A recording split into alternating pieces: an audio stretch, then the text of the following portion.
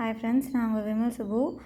ரொம்ப நாளாச்சு நம்ம வந்து பிஹெச்டி ரிலேட்டடாக டாபிக் போட்டு இன்றைக்கி ஒரு இம்பார்ட்டண்டான டாபிக் சீக்கிரம் சொல்லி முடிச்சிடறேன். ஓகேங்களா? ஆல்ரெடி நான் வந்து நம்ம சேனலில் வந்து போஸ்ட் போட்டிருக்கேன். பிஹெச்டி அட்மிஷன் வந்து இனிமேல் வந்து ஒற்றை சரளா முறையில் வந்துட்டு நடக்கும் அப்படின்னு சொல்லிட்டு. ஓகேங்களா?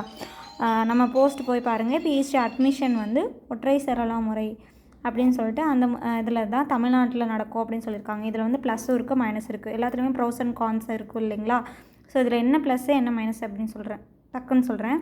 இப்போ வந்து பிஹெச்டி அட்மிஷன்லேருந்து டிசி மீட்டிங்கு, சினாப்சிஸு எல்லாமே வந்து ஒவ்வொரு யூனிவர்சிட்டி டு யூனிவர்சிட்டி டிஃபர் ஆகும். பாரதியார், பெரியார், பாரதிதாசன் இது எல்லா யூனிவர்சிட்டிலையுமே அட்மிஷன் ப்ரொசீஜராக இருக்கட்டும், டிசி மீட்டிங்காக இருக்கட்டும், சினாப்சிஸாக இருக்கட்டும், தீசிஸ் சப்மிஷனாக இருக்கட்டும், ஒவ்வொன்றுமே யூனிவர்சிட்டி டு யூனிவர்சிட்டி வந்து டிஃபர் ஆகும். ஓகேங்களா? இப்போ பாரதியார் அப்படின்னு எடுத்திங்கன்னா எல்லாமே ஆன்லைன். பெரியார் அப்படின்னு பார்த்தீங்கன்னா அது வந்து ஆஃப்லைனில் இருக்கும். பாரதிதாசனும் ஆஃப்லைனில் இருக்கும். பாரதியாரில் ஒரே ஒரு வாட்டி தான் சிஇடி எக்ஸாம் வைப்பாங்க. ஓகேங்களா? சிஇடினா என்ட்ரன்ஸ் எக்ஸாம். பிஹெச்டிக்கு வந்து சிஇடி ஸ்கோர் கார்டு இருந்ததுன்னா நம்ம வந்து பிஹெச்டி அட்மிஷன் போட்டுடலாம். பெரியாரில் வந்து 2 டைம்ஸ் வைப்பாங்க. ஓகேங்களா? இப்போ ஓப்பன் ஆயிடுச்சு. பெரியாரில் வந்துட்டு என்ட்ரன்ஸ் எக்ஸாம் ஓப்பன் ஆயிடுச்சு. ஸோ வந்து அப்ளை பண்ணுறவங்க அப்ளை பண்ணிக்கோங்க. எம்எஸ்சி வந்து வெயிட்டிங் லிஸ்ட்டில், அதாவது எம்எஸ்சி வந்து பிஜி ஃபைனல் இயர் பண்ணிகிட்ருக்கவங்க வந்து அப்ளை பண்ணிடுங்க. எக்ஸாம் போய் என்ட்ரன்ஸ் கிளியர் பண்ணால் பிஹெச்டி அட்மிஷன் போட்டுக்கலாம். பெரியாரில் வந்து 2 டைம்ஸ் ஓப்பன் ஆகும். ஓகேங்களா? ஏப்ரலில் 1, டிசம்பரில் 1. பாரதிதாசன்லேயும் அந்த மாதிரி தான் என்ட்ரன்ஸ் வந்து ஓப்பன் ஆகும். பட் ஒவ்வொரு யூனிவர்சிட்டிக்கும் அட்மிஷன்லேருந்து டிசி, சினாப்சிஸ் எல்லாமே டிஃபர் ஆகும். பட் இது எல்லாத்தையும் எல்லா யூனிவர்சிட்டிக்கும் யூனிஃபார்மாக கொண்டு வரணும் அப்படிங்கிறது தான் இந்த ஒற்றை சரளா முறை. ஓகேங்களா? ஒற்றை சரளா முறைனா ஆல்ரெடி நம்ம இன்ஜினியரிங் காலேஜ் பிஎட்லலாம் என்ன பண்ணுவோம், கவுன்சிலிங் போடுவாங்கள்ல. இப்போ என்ட்ரன்ஸ் எக்ஸாம் ஒன்று ஜேஇஇ எழுதிட்டு அப்ளிகேஷன் போட்டு அதுக்கப்புறம் வெயிட்டிங்கில் இருப்பாங்களே, 80% பேஸ் பண்ணி பர்சன்டேஜ் வைஸ் ஒவ்வொரு காலேஜ் கிடைக்கும். இப்போ நல்ல பர்சன்டேஜ் எடுத்தவங்களுக்கு ஐஐடி கிடைக்கும். பர்சன்டேஜ் கம்மியாக இருக்கவங்களுக்கு ஏதாவது ரூரல் ஏரியாவில் ஏதாவது ஒரு இன்ஜினியரிங் கிடைக்கலாம். அந்த மாதிரி இல்லைன்னா பிடிச்ச குரூப் கிடைக்காம மெக்கானிக்கல் இன்ஜினியரிங் அந்த மாதிரிலாம் எடுப்பாங்களே கவுன்சிலிங்கில். சேம் அதே மாதிரி தான் பிஎட்டும் வந்து இப்போ ரீசெண்டாக வந்து பிஎட்க்கு ஒரே அப்ளிகேஷன் ப்ரொசீஜர் இன்ட்ரடியூஸ் பண்ணிட்டாங்க. அதுக்கு முன்னாடிலாம் பார்த்திங்கன்னா கவர்மெண்ட் காலேஜில் இப்போ பிஎட் வந்து இப்போ கோயம்புத்தூரில் இருக்குது அப்படின்னா அங்கே வந்து அப்ளிகேஷன் கொடுப்பாங்க, நம்ம ஃபில் பண்ணி அங்கே ஜாயின் பண்ணிக்கலாம். பட் இப்போ பார்த்திங்கன்னா அந்த மாதிரி இல்லை. இப்போ வந்து ஒரே அப்ளிகேஷன் தான். ஓவரால் தமிழ்நாடுக்கு ஒரே அப்ளிகேஷன்.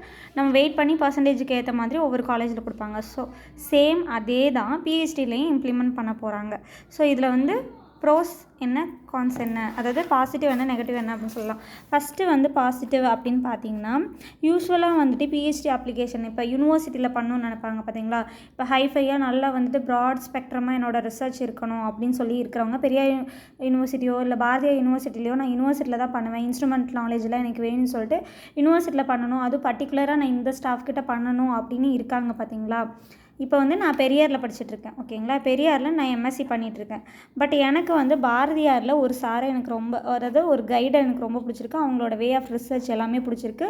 அந்த இடத்துல எனக்கு பிஹெச்டி பண்ணணும்னு எனக்கு ஆசை. ஓகேங்களா? இப்போ நான் பெரியார்லேருந்து பாரதியாரில் போய் அவங்கள்ட்ட அப்ரோச் பண்ணுறேன் அப்படிங்கும்போது அங்கேயே எம்எஸ்சி யாராவது படிச்சிருப்பாங்க. ஓகேங்களா? அந்த சாரோட கைடன்ஸில் எம்எஸ்சி டெசர்டேஷன் முடிச்சிருக்காங்க. பட் அவங்களும் அந்த சார்ட்ட அப்ரோச் பண்ணுறாங்க. பெரியார்லேருந்து நானும் அப்ரோச் பண்ணுறேன் அப்படிங்கும்போது சார் வந்து ஃபஸ்ட்டு ப்ரையாரிட்டி அவங்க யூனிவர்சிட்டியில் பண்ணவங்களுக்கு தான் கொடுப்பாங்க. நான் வந்து செகண்டரி தான். ஓகேங்களா? ஸோ நான் பெரியார்லேருந்து போயிருக்கேன். என்னை பற்றி அவ்வளோவா அவருக்கு தெரியாது. நான் ஒர்க்கிங் ஸ்டைல் எப்படி இருக்குது, நான் எப்படி கம்ப்ளீட் பண்ணுவேன்னு அவருக்கு தெரியாது. பட் அங்கேயே எம்எஸ்சி பண்ணி அவரோட டெசர்டேஷன் கம்ப்ளீட் பண்ண ஸ்டூடெண்ட் எப்படின்னு அவருக்கு தெரியும். ஸோ அவளுக்கு தான் ஃபஸ்ட்டு சான்ஸ் கிடைக்கும். பட் இது வந்து இங்கே ஓவர் கம் பண்ணிடலாம். இந்த ஒற்றை சரளா முறை இன்ட்ரடியூஸ் பண்ணாங்க அப்படிங்கும்போது நம்ம வந்து ஜென்ரலாக அவளும் அப்ளை பண்ணுவாள், நம்மளும் அப்ளை பண்ணுவோம். அவங்கள விட உங்களோட சிவி, உங்களோட பர்சன்டேஜ் எல்லாம் இன்க்ரீஸாக இருக்குது அப்படின்னா உங்களுக்கு தான் அந்த சார் வந்து சீட் கொடுக்கணும். அவரோட வேக்கண்ட் இருக்குது. இப்போ பிஹெச்டி வந்து 2 பேரை அவரால் எடுத்துக்க முடியும் இந்த வருஷம் அப்படின்னா இந்த பொண்ணை விட உங்களுக்கு தான் வந்து சான்ஸ் அதிகமாக இருக்குது. ஸோ அந்த மெத்தடை பார்த்திங்கன்னா ஒற்றை சரளா முறை வந்து பாசிட்டிவாக இருக்கும். பட் நெகட்டிவ் அப்படின்னு பார்த்தீங்கன்னா இதே தான், பர்சன்டேஜ் வைஸ் தான். இப்போ ஒரு வேளை வந்துட்டு என்னால் இந்த வருஷம் கிளியர் பண்ண முடியல அப்படின்னா 1 இயர் வெயிட் பண்ணி தான் ஆகணும். பர்சன்டேஜ் இல்லை எனக்கு வந்து இப்போ 60% மேலே இருந்தால் தான் அட்மிஷன் அப்படின்னா என்னால் 60% எடுக்க முடியல. ஏன்னா எக்ஸாம் வந்து எப்போவுமே எப்படி பார்த்தாலும் டிஃபிகல்ட்டாக தான் வைப்பாங்க. இப்போ பார்த்தீங்கன்னா ரீசெண்டாக வந்து கான்வெகேஷன் முடிஞ்ச பாரதியாரில் 1700 பாஸ் அவுட்டு. ஓகேங்களா? 1700க்கு மேலே வந்துட்டு டாக்டரேட் கம்ப்ளீட் பண்ணி டிகிரி வாங்கியிருக்காங்க. ஸோ ஒவ்வொரு யூனிவர்சிட்டிலையும் 1700க்கு மேலே ஒவ்வொரு வருஷத்துக்கும் ப்ரொடியூஸ் ஆகுறாங்க அப்படின்னா நம்ம அட்மிஷனை வந்து எல்லாருக்குமே வந்துட்டு டிஆர்பியிலேருந்து எல்லா இடத்துலையுமே வந்து காம்படிஷன் அதிகமாகுது. ஸோ இந்த காம்படிஷன் எப்படி ரெடியூஸ் பண்ணலாம் அப்படின்னா, அட்மிஷனை கம்மி பண்ணோன்னா காம்படிஷன் அதிகமாக பாஸ் அவுட் ஆக மாட்டாங்க. ஸோ அட்மிஷன் வந்து ஸ்ட்ராங்காக இருக்கணும் அந்த அந்த மோட்டோவில் தான் வந்துட்டு இந்த ஒற்றை சரளா முறையை வந்து இன்ட்ரடியூஸ் பண்ணுறாங்க. அப்படி பார்த்தோன்னா இப்போ அட்மிஷன் ஸ்ட்ராங்காக இருக்கணும் அப்படின்னா, இப்போ நமக்கு எப்படி சிஎஸ்ஏஆர் நெட் எத்தனை பேர் எழுதியிருக்கீங்கன்னு தெரில.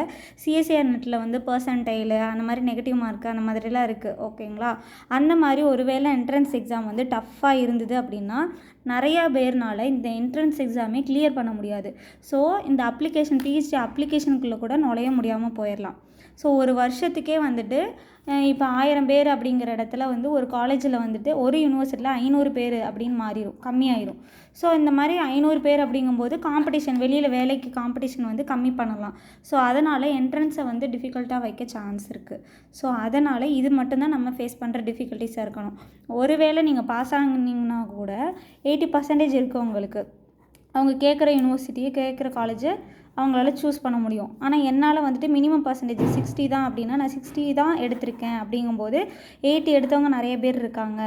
ஃபார் எக்ஸாம்பிள் வெளி ஸ்டேட்லேருந்து வந்து எழுதுகிறவங்க எல்லோரும் 80% மேலே இருக்காங்க அப்படின்னா அவங்களுக்குலாம் ஃபஸ்ட்டு ப்ரையாரிட்டியில் உள்ளே போயிடுவாங்க. பட் எனக்கு வந்து ஃபார் எக்ஸாம்பிள் வெளி ஸ்டேட்லேருந்து அஸ்ஸாம்லேருந்து யாரோ ஒருத்தவங்க வந்து என்ட்ரன்ஸ் எழுதி 80% மேலே வாங்கியிருக்காங்க. நியர்பை ஸ்டேட் எல்லாத்துலேயும் 80% மேலே இருக்காங்க அப்படின்னா அவங்க எல்லோரும் 80% இருக்காங்க அப்படிங்கும்போது அவங்களே யூனிவர்சிட்டியில் வந்துட்டு பிடிச்ச யூனிவர்சிட்டிக்கு போக முடியும். பட் நம்ம வந்து கம்மியாக வச்சுருக்கோம், பர்சன்டேஜ் வைஸ் கம்மியாக வச்சுருக்கோன்னா நமக்கு வந்து அந்த பிடிச்ச யூனிவர்சிட்டிக்கு போக முடியாமல் கூட போகலாம். ஸோ என்ட்ரன்ஸில் இவ்வளோ டிஃபிகல்ட்டிஸ் இருக்குது. ஸோ ஒரு ஸ்கீம்னு ஒன்று இன்ட்ரடியூஸ் பண்ணாங்க அப்படிங்கும்போது அது இம்ப்ளிமெண்ட் ஆக நமக்கு எப்படி பார்த்தாலும் 1 இயர் 2 இயர் ஆகலாம். ஓகேங்களா? எப்படின்னா இப்போ ஃபார் எக்ஸாம்பிள் எம்ஃபில் வந்து அந்த டிகிரியை வந்து கேன்சல் பண்ண போகிறோம் அப்படின்னு வந்து யூஜிசி வந்து அனௌன்ஸ் பண்ணிட்டு இருந்தாங்க. அது வந்து யூஜிசி அனௌன்ஸ் பண்ணி 2 இயர்ஸ் ஆச்சு அந்த டிகிரியை வந்து கேன்சல் பண்ணுறதுக்கு. அட்மிஷனே தூக்குறதுக்கு வந்து 2 இயர்ஸ் ஆச்சு. ஸோ அதே மாதிரி இந்த ஸ்கீம் இன்ட்ரடியூஸ் ஆகி அதாவது இம்ப்ளிமெண்ட் ஆகிறதுக்கு 1 இயர் ஆர் 2 இயர்ஸ் ஆகும். ஓகேங்களா? ஸோ நம்ம என்ன பண்ணலாம் அப்படின்னா இந்த சான்ஸை யூஸ் பண்ணி நம்ம இப்போ அதாவது யூனிவர்சிட்டியில் இப்போ வந்து அவங்களோட இண்டிவிஜுவல் ஸ்டைலில் என்ட்ரன்ஸ் எல்லாம் எக்ஸாம் வச்சு எடுத்துகிட்டு இருக்காங்க. பிஹெச்டி ஸ்காலர்ஸ் எடுத்துகிட்டு இருக்காங்க இல்லைங்களா? அதை யூஸ் பண்ணி நம்ம யூட்டிலைஸ் பண்ணிவிட்டு சான்ஸை யூட்டிலைஸ் பண்ணி யாரெல்லாம் பிஹெச்டி அட்மிஷன் போகணுன்னு நினைக்கிறீங்களோ அவங்களாம் எந்தெந்த யூனிவர்சிட்டியில் போகணுன்னு நினைக்கிறீங்களோ என்ட்ரன்ஸ் இப்போ ஓப்பன் பண்ணுவாங்க. எல்லா இடத்துலையுமே வந்து என்ட்ரன்ஸ் எக்ஸாம் ஓப்பன் பண்ணுவாங்க. கிளியர் பண்ணி பிஹெச்டி அட்மிஷன் போட்டுருங்க. ஏன்னா நியூ ஸ்கீம் இம்ப்ளிமெண்ட் ஆகி அந்த அப்ளிகேஷன் அந்த ப்ரொசீஜர் அதுக்கெலாம் அடாப்ட் ஆக கொஞ்சம் லேட் ஆகும். அது டிஃபிகல்ட்டாகவும் இருக்கும். ஸோ நம்ம சான்ஸ் இருக்கும்போதே நம்ம இதை யூட்டிலைஸ் பண்ணி உள்ளே நுழையிறதுக்கு தான் நம்ம பார்க்கணும். ஓகேங்களா? மேக்ஸிமம் வந்து யாருக்கெல்லாம் பிஹெச்டி பண்ணணுன்னு ஆசை இருக்கோ, பிஹெச்டி பண்ணணும்னு நினைப்பாங்கல்ல உங்கள் ஃப்ரெண்ட்ஸ், அவங்களுக்குலாம் இதை ஷேர் பண்ணுங்கள், மறக்காமல் ஷேர் பண்ணுங்கள்.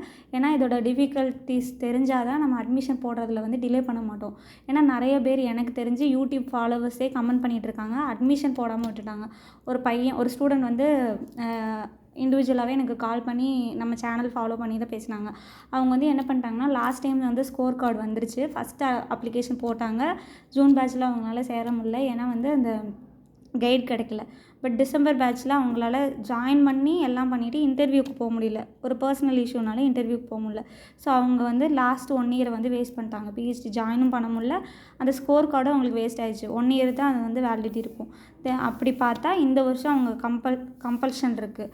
இந்த வருஷம் என்ட்ரன்ஸ் எழுதி கிளியர் பண்ணி அட்மிஷன் போட்டே ஆகணும். ஏன்னா நெக்ஸ்ட்டு வந்து இந்த இம்ப்ளிமெண்ட் பண்ணிட்டாங்கன்னா அட்மிஷன் ப்ரொசீஜர் ரொம்ப டிஃபிகல்ட்டாக இருக்கும். ஸோ அதனால தான் சொல்கிறேன். இந்த வீடியோ ரொம்ப நாளாக போகணுன்னு நினச்சிட்டு இருந்தேன். பட் கொஞ்சம் டைம் இல்லை. ஸோ அதனால் இன்னைக்கு போட முடிஞ்சுது.